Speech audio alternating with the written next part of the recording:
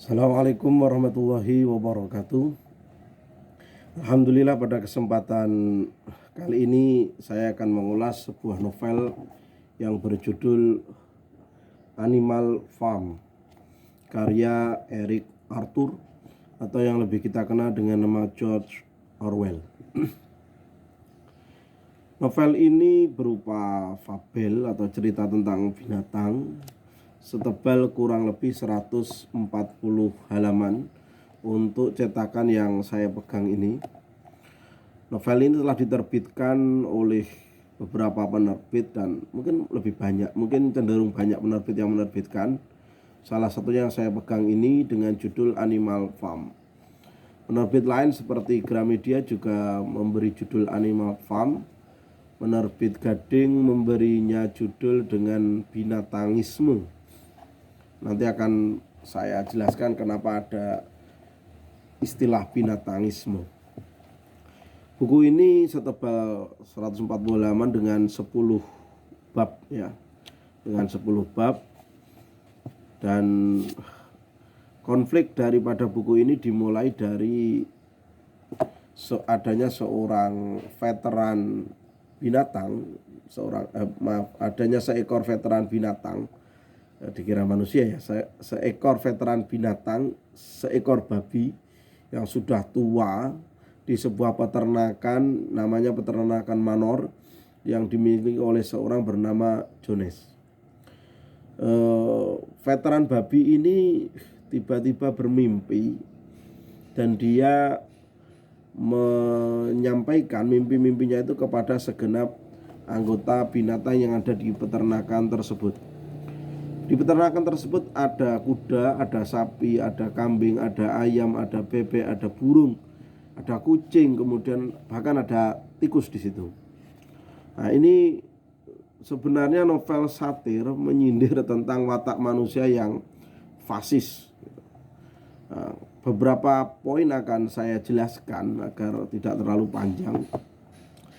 Pertama, tentang mimpi daripada Kamerat Mayor, seorang babi yang sudah sangat tua.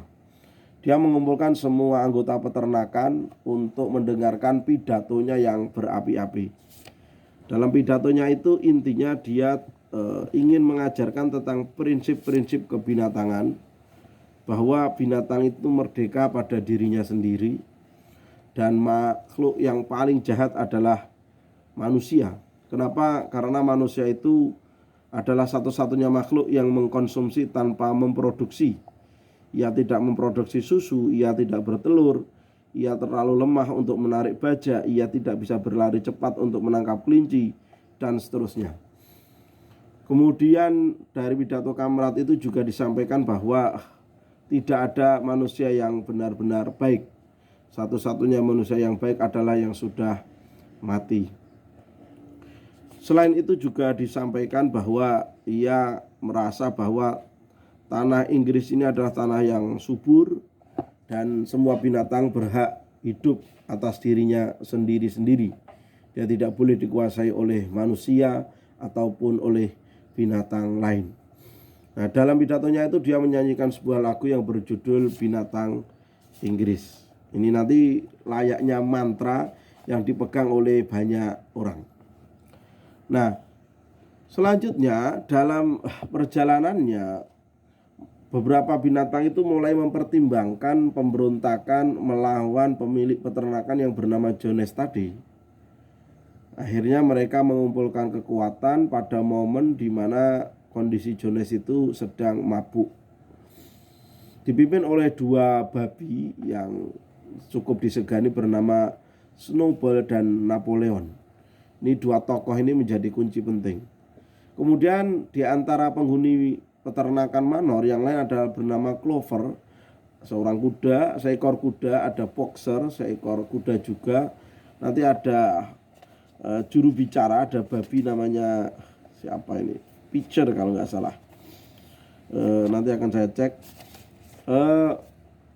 Dua babi ini telah memimpin perlawanan atau pemberontakan terhadap Jones. Dan walhasil singkat cerita, Jones berhasil diusir dari peternakan. Maka Napoleon dan juga Snowball mengumpulkan para binatang untuk menyampaikan visi misi menata kehidupan ke depan. Di antara yang disampaikan idenya oleh Snowball bahwa kita harus menata kehidupan binatang, meliputi makan, meliputi produksi pangan, meliputi membangun tempat tinggal yang layak, bahkan juga sampai kehidupan masa mendatang dan juga hubungan dengan sesama binatang dan juga manusia. Prinsip dasar yang disampaikan oleh Kamerat Mayor pada awal pidatonya itu bahwa intinya adalah memusuhi manusia. Maka mereka terbakar semangatnya untuk memusuhi manusia. Dan pada proses selanjutnya adalah dibuatlah 7 perintah tentang hal-hal yang harus dipegang oleh para binatang. Seperti apapun yang berjalan dengan 2 kaki adalah musuh, apapun yang berjalan dengan 4 kaki atau memiliki sayap adalah teman. Hewan tidak boleh memakai pakaian, hewan tidak boleh tidur di tempat tidur, hewan tidak boleh minum alkohol, hewan tidak boleh membunuh hewan lain, dan semua hewan adalah setara. Ajaran tentang 7 hal prinsip inilah yang kemudian diberi nama binatangisme, atau saya menerjemahkannya dengan kebinatangan. Tulisan ini ditulis besar dan dipasang di balai pertemuan para binatang. Selanjutnya pada bab 3 itu dimulailah konflik dalam pengelolaan peternakan, di mana semua binatang tentu saja butuh produksi pangan seperti jagung, gandum, kedelai. Sementara juga mereka juga butuh minum gitu. Beberapa hewan yang biasanya diperah susunya juga harus diperah. Sementara tidak boleh hewan itu saling memakan gitu. Itu menjadi problem yang terjadi pada peternakan manor atau oleh para binatang. Nah, 2 tokoh besar ini, 2 hewan ini, yaitu Napoleon dan juga Snowball, 2 babi yang dianggap sama-sama cerdas, itu memiliki ide tentang pembagian jam kerja. Sampai suatu ketika Snowball memiliki ide tentang membangun kincir angin, di mana kincir angin itu digunakan untuk memproduksi listrik, dan listrik itu digunakan untuk membajak, menerangi, menghangatkan, dan seterusnya, di mana para binatang tidak punya akses terhadap genset dan bahan bakarnya. Maka mereka dari rancangan Snowball akan mendirikan kincir angin. Kincir angin ini menjadi penting saya bahas karena nanti akan menjadi simbol atau satir yang hendak dibahas oleh Eric Arthur. Kemudian singkat cerita, ternyata salah satu babi ini, tepatnya Snowball, itu menyingkirkan Napoleon itu berusaha menyingkirkan Snowball dengan suatu peristiwa yang cukup mengerikan, yaitu adanya anjing yang masuk meringsek ke peternakan para hewan yang menyerang Snowball. Kemudian Snowball terusir dari peternakan tersebut. Kemudian Napoleon memimpin peternakan itu sebagai tokoh utama.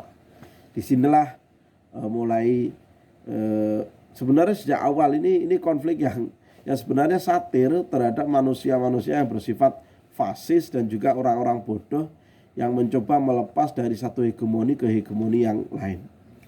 Pada pemerintahan Napoleon ini berusaha untuk menghapus hal-hal yang sebelumnya disepakati sebagai binatangisme, seperti tidak boleh mabuk, tidak boleh mencederai binatang lain, melukai binatang lain, semua binatang adalah setara. Itu dicoba pelan-pelan dihilangkan oleh Napoleon gitu. Nah, nanti Napoleon ini akan punya satu juru bicara yang membenarkan semua apa yang dilakukannya begitu. Dia juga seorang babi dia seekor babi bernama Squealer. Ini membenarkan apa yang nanti dilakukan oleh Napoleon. Jadi Squealer ini penting juga saya sebutkan karena nanti saya akan berikan contoh. Misalnya saja tentang bahwa semua binatang itu tidak boleh tidur menggunakan tidak boleh tinggal di dalam rumah. Napoleon mengambil rumah Jones sebagai tempat tinggalnya untuk menghangatkan diri dengan alasan dia perlu tempat untuk berpikir lebih tajam, berpikir lebih cerdas karena dia perlu tenaga yang banyak. Kemudian tentang pembagian pangan, para babi ini, babi Napoleon ini mengambil jatah makan yang lebih banyak, bahkan daging, juga telur-telur yang dihasilkan oleh ayam, yang kemudian dibenarkan oleh Squealer bahwa dia butuh energi besar untuk berpikir. Begitu. Nah, sampai suatu ketika mereka mulai, di mana sebelumnya Napoleon itu menolak ide pembangunan kincir angin oleh Snowball, di waktu yang terpepet ternyata dia juga mengembalikan ide tentang pembangunan kincir angin. Nah, walhasil kincir angin itu pelan-pelan dibangun, binatang-binatang mulai bekerja keras, apa yang terjadi di peternakan itu mulai mulai mapan pelan-pelan, tetapi di musim dingin semuanya berubah, di mana stok makanan berkurang, jatah kerja bertambah, proyek pembangunan kincir angin itu tidak mudah, dan seterusnya. Tapi sekali lagi Squealer sebagai seekor babi yang berpura-pura bijak, dia menyatakan bahwa ini adalah bagian daripada pengorbanan, tekad kita, dan seterusnya. Maka jangan lupa kita punya namanya lagu tadi, binatang Inggris, sebagai lagu-lagu. Nah, kemudian ketika para babi ini menggunakan anjing-anjing yang ketika pemberontakan pada Jones, anak anjing ini masih kecil dan dia diambil oleh Snowball, diambil oleh Napoleon untuk menjadi pelindungnya. Jadi Napoleon ini babi yang licik gitu. Dia punya 4 piaraan anjing yang ya cukup garang gitu. Karena anjingnya adalah anjing menjaga peternakan gitu. Dan dia ketika pemberontakan itu masih bayi, diurus, dibesarkan dan menjadi pelindungnya. Anjing-anjing inilah yang kemudian akan menjadi pasukan keamanan daripada Napoleon. Nah, pada suatu ketika ada serangan masuk ke peternakan di mana dia merusak telur-telur, kemudian telur ayam, kemudian dia mencuri gandum atau ada gandum itu yang hilang, maka Napoleon ini menyebarkan isu bahwasannya yang mencuri adalah Snowball yang sebelumnya terusir. Gitu. Jadi Snowball ini semacam mitos yang diciptakan gitu. Termasuk juga tentang perusakan kincir angin itu juga dituduh oleh Napoleon terhadap Snowball. Sampai pada suatu ketika konflik itu berlangsung, para hewan-hewan itu sebenarnya dimanfaatkan oleh babi Snowball, Napoleon itu untuk memenuhi perutnya saja. Napoleon kemudian masuk ke rumah Jones, tinggal di sana, minum, mabuk, makan telur, dan seenaknya sendiri. Sementara hewan-hewan lain itu kemudian berada di peternakan yang itu dingin dan juga kekurangan pangan. Nah, endingnya sebenarnya ini tidak benar-benar menggambarkan tentang kesetaraan para binatang, karena di sini babi dianggap lebih tinggi daripada yang lain. Bahkan dia juga merubah dari binatangisme itu, ide satu binatangisme dulu bahwa semua hewan adalah setara, sekarang diganti semua hewan setara tetapi beberapa hewan lebih setara dari yang lain. Artinya beberapa hewan lebih unggul, maksudnya babi itu lebih unggul dari yang lain. Kemudian dia juga merubah bahwa binatang tidak boleh mabuk, gitu, tidak boleh minum. Kemudian dirubah binatang tidak boleh minum sampai mabuk, gitu. Itu akal-akalannya para babi. Nah, akhirnya apa? Akhirnya mereka sebenarnya para kuda, boxer, clover, dan juga hewan-hewan yang lain yang tinggal di sana itu dimanfaatkan oleh dominasi babi itu. Sampai pada akhirnya ending daripada novel ini, mereka lepas dari Jones itu tidak benar-benar bisa merdeka. Termasuk dia juga terjebak pada peternakan yang dipimpin oleh peternakan Tuan Pilkington, yang itu punya peternakan lain dan kemudian dia pada akhirnya adalah menguasai peternakan Manor yang sebelumnya dikuasai oleh Jones karena kerja daripada babi itu. Novel ini sebenarnya tadi saya sebutkan, novel ini adalah satir. Novel ini ingin menjelaskan bahwa manusia itu akan masuk manusia itu keluar dari satu hegemoni terjebak pada hegemoni lain gitu. Jadi di mana binatang itu digambarkan terjebak pada hegemoni yang dilakukan oleh Jones di peternakan Manor, kemudian terjebak pada hegemoni yang dilakukan oleh babi-babi yang bernama Napoleon. Sekalipun pada mulanya itu nampak cita-cita mulia gitu, ingin memerdekakan dirinya gitu. Jadi kalau kita membayangkan pada proses kemerdekaan itu, kita lepas daripada kemerdekaan dari Belanda misalnya, ternyata nyatanya kita tidak pernah benar-benar lepas daripada penjajahan itu. Justru kemudian kita dijajah oleh orang kita sendiri. Para koruptor, para garong, para preman, para militer, kemudian politisi begitu. Itu menggambarkan kisah seperti itu. Nah, kita ini bertahan, para manusia seperti kita ini bertahan sebagaimana binatang itu bertahan. Bahkan kita masih menyanyikan mitos tentang negara persatuan sebagaimana para binatang itu menyanyikan tentang binatang Inggris. Gitu. Kita masih menyanyikan persatuan, tanahnya subur, subur tanahnya, bukan lautan tapi kolam susu. Kemudian dan seterusnya. Itu imaji-imaji yang digambarkan, yang terus didengungkan agar para penduduk ini tunduk pada ide-ide tentang kebebasan yang dibawa oleh para pejuang yang berubah menjadi busuk gitu. Ini sindiran sebenarnya gitu. Kemudian pengelola itu si babi itu, memang babi ya, itu bekerja sama dengan pihak luar. Di sini adalah peternakan Pilkington oleh Frederick misalnya, Tuan Frederick, yang ternyata mereka babi itu menjual hasil daripada yang ada di peternakan. Sederhananya para garong politisi koruptor itu menjual hasil bumi negara kita kepada negara lain gitu. Jadi kita cuma dikadali. Ini satir. Nah, para binatang dibuat terlena dengan sebuah ide yang bernama binatangisme. Kita orang Indonesia dibuat terlena dengan ide yang namanya Negara Kesatuan Republik Indonesia. Kalau ditarik seperti itu.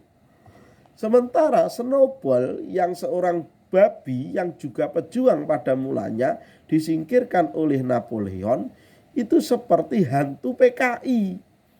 Dimana kalau kita analogikan dulu di zaman periode perlawanan revolusi, PKI itu sebagai partai berjajar dengan republikan lain untuk melawan kolonialisme.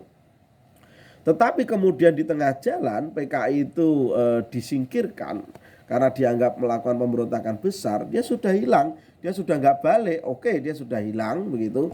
Tetapi hantu tentang keberadaannya masih didengung-dengungkan gitu. Dan sampai hari ini gitu. Kalau Oktober itu hati-hati komunisme bangkit, hati-hati PKI bergentayangan. Itu seperti satir yang ditawarkan oleh Eric Arthur pada kasus Snowball yang terus didengungkan oleh Napoleon bahwa ia telah merusak terus-menerus di peternakan itu. Nah, jadi ini satir gitu. Jadi kalau boleh kita ibaratkan, peternakan Manor adalah negara Indonesia gitu. Kemudian Napoleon Kamerat itu adalah leluhur-leluhur kita yang pernah menyatakan bahwa bangsa kita akan merdeka. Kemudian Napoleon dan juga Snowball adalah para pejuang-pejuang kita yang sebenarnya tulus gitu. Yang kemudian salah satu Snowball ini adalah orang tulus yang disingkirkan oleh orang-orang kita juga gitu. Napoleon ini adalah pemenang dari kontestasi itu dan orang kita juga, yang memimpin kita juga, yang kemudian juga dia menjual hasil-hasil kita ke orang lain atas dasar pembangunan negara kita atau peternakan itu. Sementara Snowball digambarkan sebagai hantu yang terus bergentayangan sebagaimana isu tentang PKI di negara kita. Jadi ini tentang sindiran-sindiran bahwa manusia akan lepas, tidak akan lepas dari satu hegemoni ke hegemoni lain. Maka secara sederhana George Orwell mengatakan jangan mudah percaya pada ide-ide dan isme-isme yang seakan-akan indah dan membawamu pada kebebasan. Sekian dari kami, salam literasi, wassalamualaikum warahmatullahi wabarakatuh.